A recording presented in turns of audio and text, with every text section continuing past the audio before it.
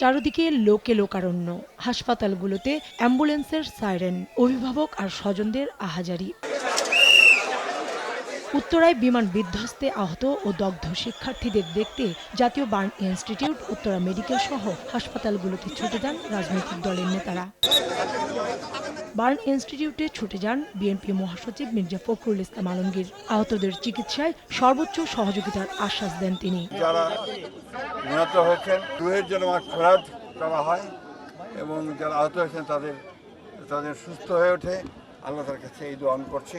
আমি দলের পক্ষ থেকে আমরা শোক জানাচ্ছি এবং এটা হচ্ছে যে এই ধরনের দুর্ঘটনা যেন ভবিষ্যতে না হয় সে ব্যাপারে সংশ্লিষ্ট সকলকে আরো সতর্ক থাকা উচিত। শিয়া বাটার ও ভিটামিন ই সমৃদ্ধ লিলি হালাল বিউটি সোপ, তারুণ্যময় উজ্জ্বল ত্বকের জন্য। এর আগে আহতদের দেখতে হাসপাতালে ছুটে আসেন জামায়াতের আমির ডাক্তার শফিকুর রহমান। বলেন, এ ধরনের ঘটনা অনাকাঙ্ক্ষিত, দুঃখজনক। চিকিৎসকরাও যেন তাদেরকে পর্যাপ্ত চিকিৎসা সেবা দিতে পারেন। আমরা আমাদের সংগঠনের পক্ষ থেকে এখানকার কর্তৃপক্ষকে আশ্বস্ত করেছি যে যা কিছু লাগে আমাদের সংগঠনের পক্ষ থেকে আমরা দেওয়ার জন্য 24 ঘন্টা দুই পায়ে দাঁড়াই আমরা প্রস্তুত আছি।